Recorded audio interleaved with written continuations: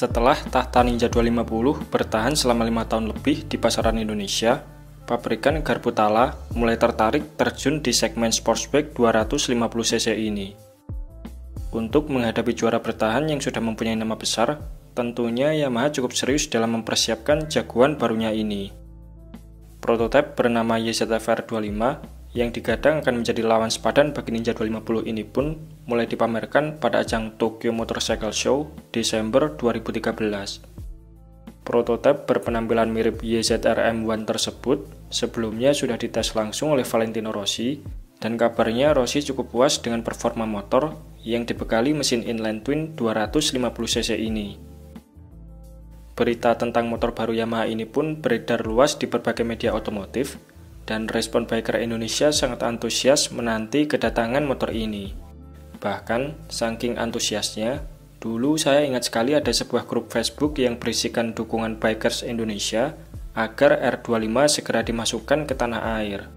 Apalagi, kala itu pihak Yamaha mengatakan kalau versi produksi massal motor ini nantinya nggak akan jauh beda dengan versi prototipe yang sudah dipamerkan sebelumnya. Setelah penantian selama beberapa bulan, akhirnya Yamaha merilis YZF-R 25 pada tanggal 20 Mei tahun 2014. Indonesia dipilih sebagai tempat kelahiran YZF-R 25 berkat kontribusinya yang telah menyumbang sebanyak 30% lebih penjualan sepeda motor Yamaha di seluruh dunia.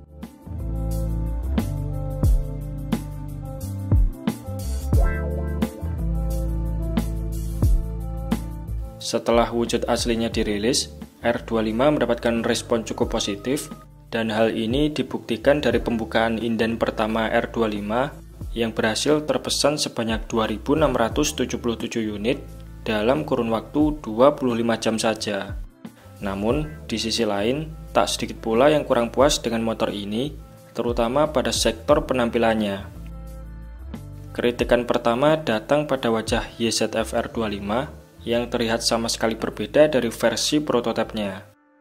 Tak sampai di situ saja, bagian headlamp R25 juga dinilai agak melenceng dari YZF R series lain, dan secara mengejutkan, R25 ini justru tidak menggunakan frame jenis Delta Box, yang mana frame Delta Box sendiri merupakan ciri khas yang sudah melekat pada jajaran keluarga YZF R series. Tapi meskipun demikian, tampilan YZF-R 25 sebenarnya nggak bisa dibilang buruk juga, dan menurut saya styling desainnya terlihat agresif, ramping, sekaligus good looking.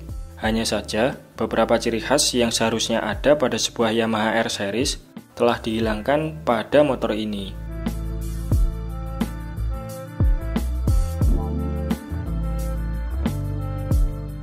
Untuk segi permesinan, R25 dibekali mesin inline twin 250cc, DOHC 6 speed dengan ukuran bor 60 mm dan stroke 44 mm yang diklaim mampu menghasilkan tenaga 35,5 horsepower dan torsi 23,6 Nm. Catatan tenaga tersebut berhasil melampaui Kawasaki Ninja 250 Fi yang tenaganya berada di angka 31,5 horsepower saja.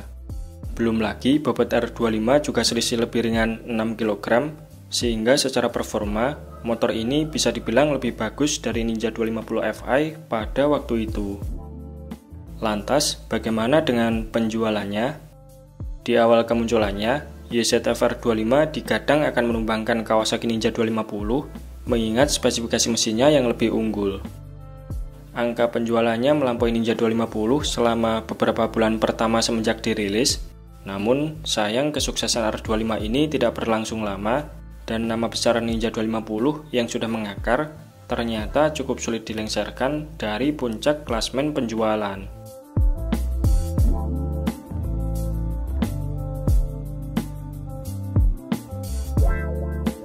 Pada tahun 2015, Yamaha Indonesia mulai memproduksi R25 untuk pasar global, dan beberapa negara mendapatkan versi lain R25 bermesin 320cc yang dinamakan sebagai YZF R3.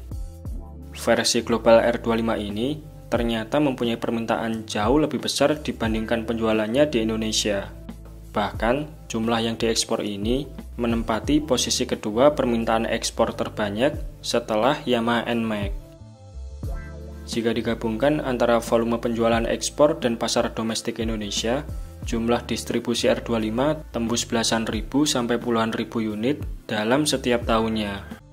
Namun, hal tersebut tetap tak merubah kenyataan bahwa penjualan R25 di tanah air kurang begitu memuaskan.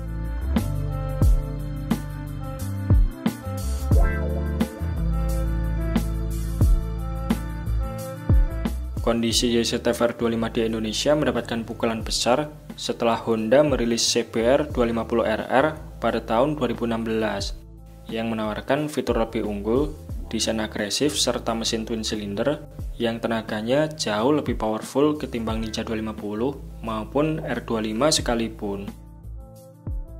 Selang setahun setelah CBR 250RR dirilis, Kawasaki ikut menyusul dengan merilis generasi baru Ninja 250 yang mendapatkan upgrade signifikan dari segi desain dan juga tenaga mesinnya yang telah ditingkatkan menjadi 38 horsepower.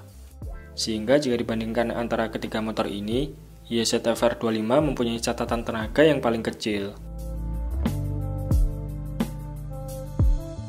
Yamaha merespon kedua kompetitornya agak belakangan dengan menghadirkan New YZF R25 pada tahun 2018. Beberapa detail dan fitur baru telah ditambahkan seperti suspensi depan upside down, speedometer digital, triple clamp baru, dan lain-lain.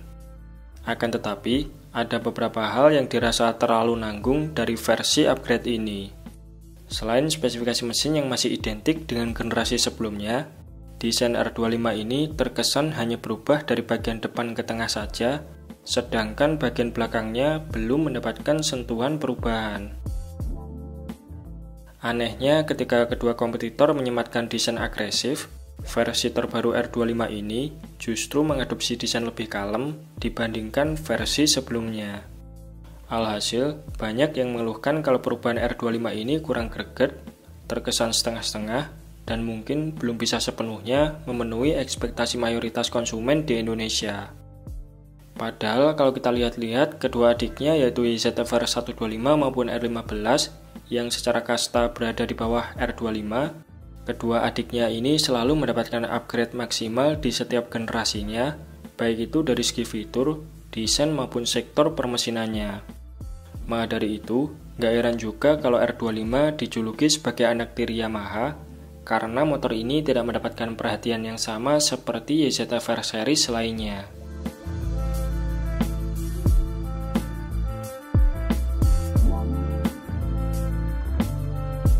Seperti yang kita ketahui, Sportsback 250cc adalah segmen yang menyasar kalangan menengah ke atas, sehingga calon pembeli tentunya akan memilih tunggangan terbaik di kelas ini.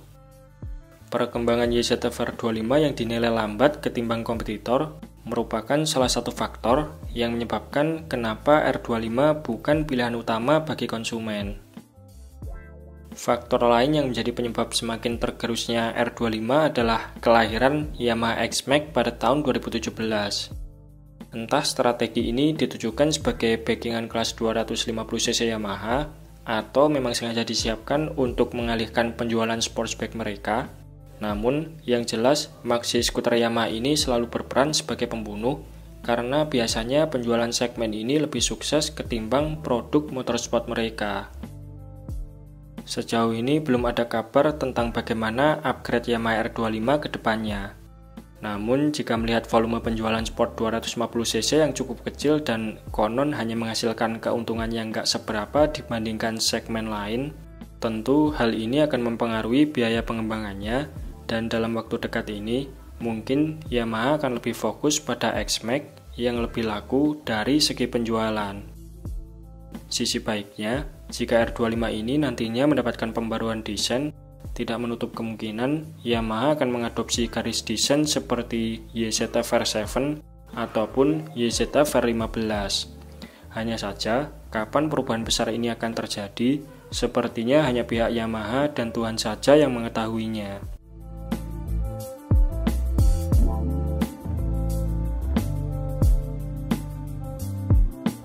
Nah, bagaimana pendapat teman-teman tentang YZF R25 yang seringkali dikatakan sebagai anak tiri ini?